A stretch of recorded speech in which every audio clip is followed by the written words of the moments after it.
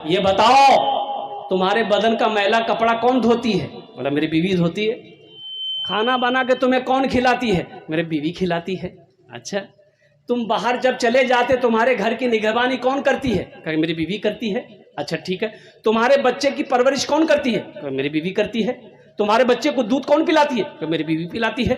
वो तुम थक हार कर आते हो तुम्हारा पैर कौन दबाती है? बोला मेरी बीवी दबाती है। तो हजरत उमर फारूक रदी अल्लाह ताला ने जवाब दिया, नादान, जो बीवी इतनी खिदमत करे अगर वो कुछ बोल दे तो क्या बर्दाश्त नहीं करना चाहिए? बोला हाँ तो सही है।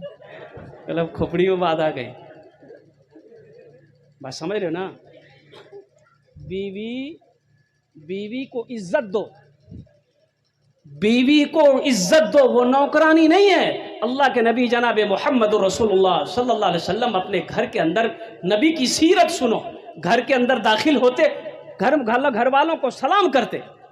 अम्मा आयशा होती रदी अल्लाह ताला ना, अल्लाह के नबी सल्लल्लाहु अलैहि वसल्लम तमाम अज़वाज मुतहरत घर के अंदर में दाखिल होते, घर वालों को सलाम करते। और सुनो यही तक नहीं, देखते घर गंदा है खड़े हो जाते झाड़ू पकड़कर, घर को सफाई कर दिया, बर्तन धोना है बर्तन धो दिए। और कुर्बान जाओ आज का हमारा ये नौजवान हट्टा कट्टा उल्लू का पट्टा करेगा। घर अगर गंदा है बीवी को 10 डंडा मारेगा। नबी की सीरत देखो, नबी घर में झाड़ू लगाना ये नबी की सुन्नत है, ये नबी की सीरत है। घर की सफाई करना, अपना काम खुद कर लेना, बीवी के काम को हाथ बटा देना, ये भी नबी की सुन्नत है। और सुनो एक मौका है, अल्लाह के नबी जनाब मोहम्मद रसूलुल्लाह सल्लल्लाहु अलैहि वसल्लम अम्मा आयशा को लुकमा बनाकर खाना खिलाए, लुकमा मुंह में डाले। कुर्बान जाओ, लुकमा रोटी का लुकमा तोड़े, आयशा मुंह खोलो। अम्मा आयशा मुंह खोलती हैं, अल्लाह के रसूल सल्लल्लाहु अलैहि वसल्लम ने ये लुकमा अम्मा आयशा के मुंह में डाला। और कुर्बान जाओ नौजवानों, अभी अगर हमारा नौजवान बिहा करके बीवी को लाए, अगर अपने हाथ से खाना खिला दे तो लड़का का माँ बोलेगी ओ हमरो बेटा के दिमाग घुमाल के जिमो किया। अब ये हमारा बेटा को कब्जा कर लिया, मेरा बेटा खाना खिला रहा है, ये बात नहीं है। नौजवानों, मेरे बच्चों, अल्हम्दुलिल्लाह ये नबी की सीरत है, ये नबी की सुन्नत है। मेरे आका ने इरशाद फरमाया, जो मेरी एक मुर्दा सुन्नत को जिंदा करेगा अल्लाह उसे 100 शहीदों का सवाब अता फरमाएगा। तो मैं ये कह रहा था मेरे बच्चों, दाढ़ी को बढ़ाओ, ये नबी की अजीम सुन्नत है। और सुनो, ये वाहिद सुन्नत है, अकेली सुन्नत है जो कब्र में साथ जाएगी। कब्र में, हाँ, ये वाहिद सुन्नत, ये कब्र में साथ जाएगी। मेरे बच्चों, मेरे नौजवानों, ये कब्र में साथ जाएगी। इसलिए दाढ़ी कौन रखता है? अरे बोलो ना, ऐसे बोल रहा है कि लगता है कि बाप झटका लग रहा है। ये समझ रहा हम मर्द है, ये नहीं है। तो मर्द हो तो दाढ़ी में, चेहरा में दाढ़ी का नहीं। अच्छा देखोगे ट्रेन में और एक फिरका है ना, वो पैसा मांगता है वो। अब हम नाम नहीं बोलेंगे, अब आप लोग समझ ही गए होंगे। अच्छा देखिएगा, मैं 12 तजर्बा कर चुका। जिसके चेहरे पे दाढ़ी है, सर पे टोपी है, उसके पास वो नहीं आता। और जिसके चेहरे पे दाढ़ी नहीं है, पैंट पहना है, हट्टा कट्टा है, खूबसूरत है, स्मार्ट है, ब्यूटीफुल है, उसको खोटी काट काट के पैसा लेता है। तो हम बड़ा परेशान है रे भाई कि आखिर भाई डिब्बे के अंदर में उससे पैसा लिया, उससे पैसा लिया, इससे पैसा लिया, हमारे पास काहे नहीं आए। तो एक रोज हावड़ा से बिहार आ रहे थे तो 4-5 को घूसा सबसे लिया। तो हम भी सोचे हम भी 10 टका दे दे। 10 टकिया निकाले, बोले इधर आइए। बोला कि नहीं लेंगे मौलवी साहब। हम बोले इधर आओ ना भाई। इधर आया, हम बोले रख लो। बोला कि नहीं लेंगे। तो हमने पूछा कि आखिर ये बताओ कि आखिर हमसे काहे नहीं लोगे? बोला नहीं, हम लोग मर्द से पैसा नहीं लेते हैं। मर्द से पैसा नहीं लेते मतलब बोला जिसके चेहरे पे दाढ़ी होती है ना, हम लोग उसको मर्द समझते हैं, हम लोग तो उससे पैसा लेते हैं जो छिलका है। मेरे बच्चों, मेरे नौजवानों, ये नबी करीम जनाब मोहम्मद रसूलुल्लाह सल्लल्लाहु अलैहि वसल्लम की सुन्नत है, इसको बढ़ने दो, इसको छोटी मत करो। नमाजों की पाबंदी करो, माँ बाप की खिदमत करो, बड़ों का एहतराम करो, पड़ोसी के हुकूक को अदा करो। सुनो, ये नबी की सीरत है। जो नबी के सीरत के मुताबिक अपनी ज़िंदगी गुजारेगा, अल्लाह तबारक व तआला यहाँ भी इज्जत से नवाजेगा, आखिरत में भी आला साला मकाम अता फरमाए। अल्लाह के रसूल सल्लल्लाहु अलैहि वसल्लम मक्का के अंदर में पैदा हुए। आपकी माँ का नाम हजरते, जोर से बोलो, हजरते आमेना। अब्बा का नाम अब्दुल्ला, दादा का नाम अब्दुल मुत्तलिब, दादी का नाम यहीं फंस गए।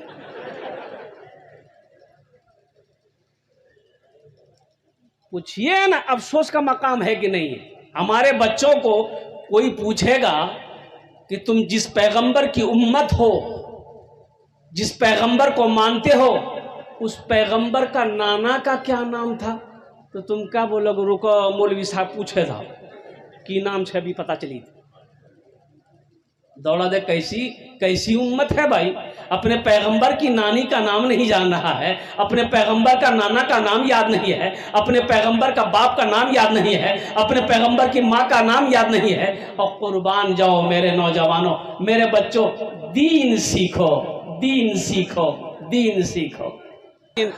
ये पैसा मैं यही रखूँगा, इस बच्चे ने दी है, लेकिन इस बच्चे से मैं कहना चाहूँगा, मेरे बेटा तुम खूबसूरत हो, बाल भी ठीक बनाए हो, कटोरा कटिंग, ये नबी की सीरत नहीं है।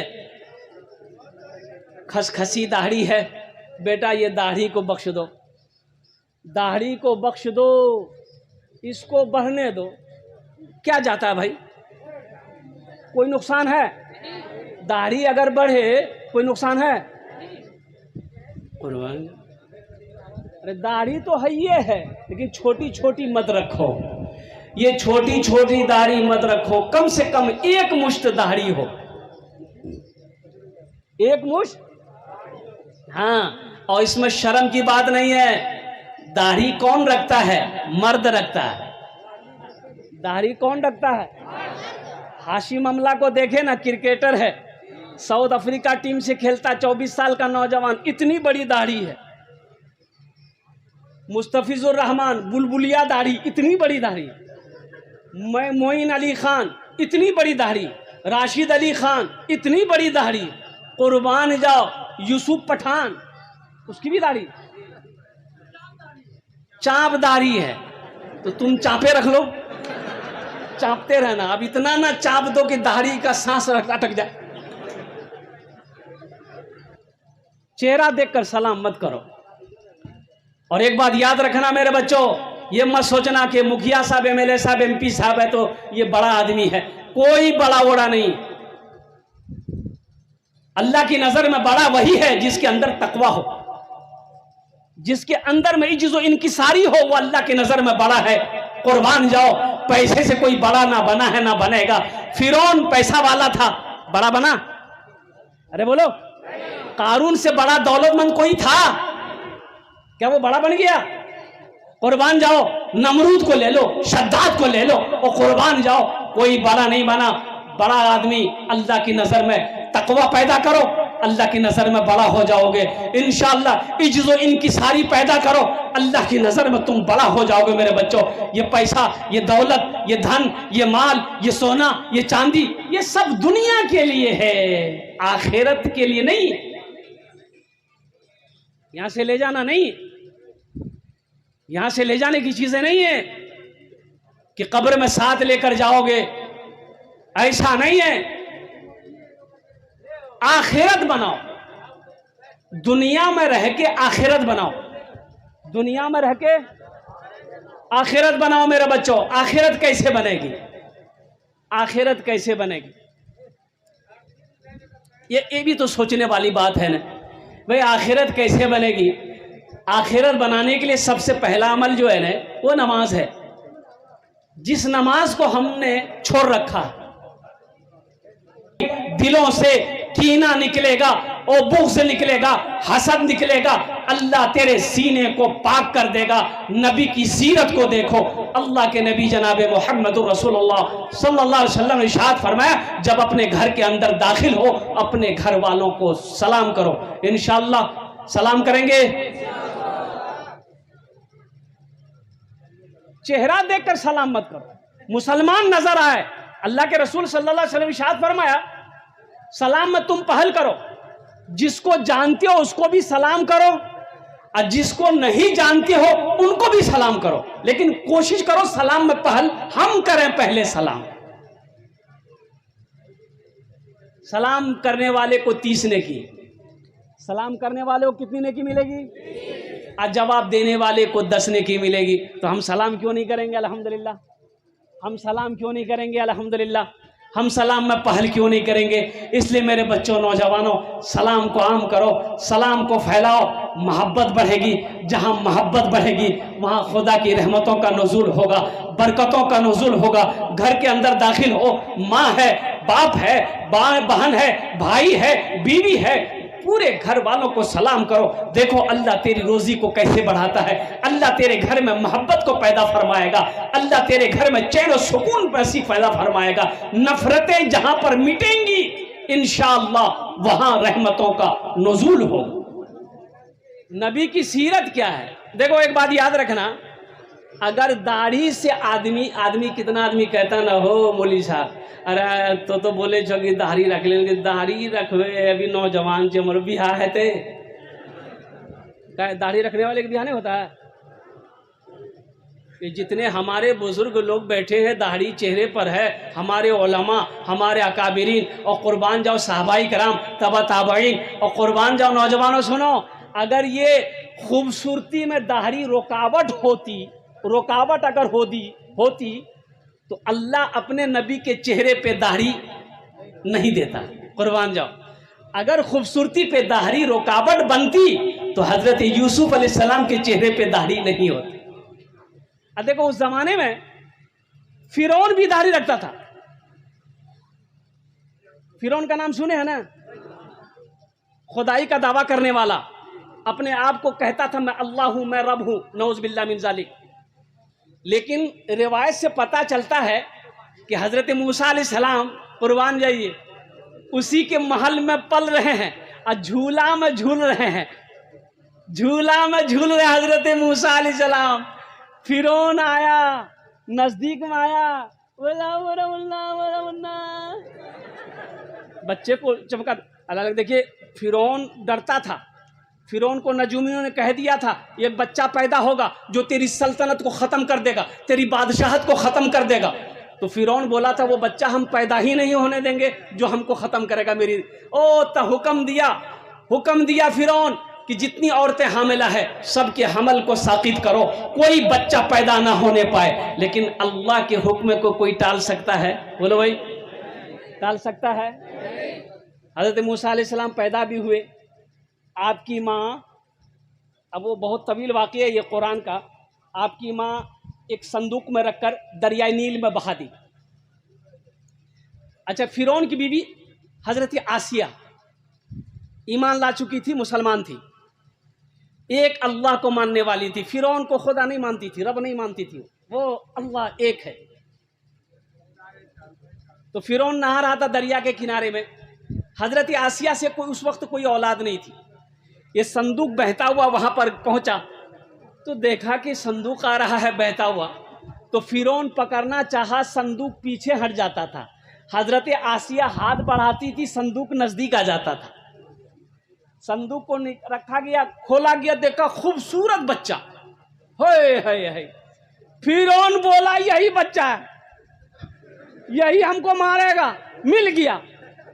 हजरत आसिया बोली कि आपका दिमाग खराब हो गया, दिमाग में शैतान चल गया, 50 जूता मारे। फिरौन चुप हो गया। हजरत आसिया बोली कि आपको क्या बुखार चढ़ गया? वही बच्चा है, वही बच्चा है, वही बच्चा है। देखते नहीं कितना खूबसूरत बच्चा है। ये बच्चा हमारी गोद खाली है, इस बच्चा को हम पालेंगे। बीवी के आगे चलेगी? अरे बीवी के आगे चलेगी? मुड़ी मत हिलाओ, कल सुबह का नाश्ता बंद हो जाएगा।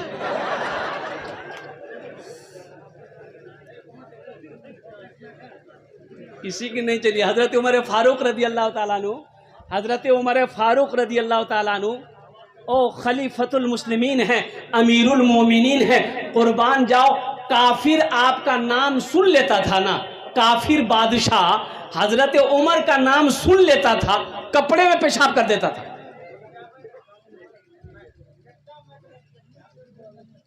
अब जमाना हजरत उमर फारूक रदी अल्लाह ताला अन्हु का है, अमीरुल मोमिनीन है, 22 लाख मरब्बा के अमीर है, बादशाह हैं।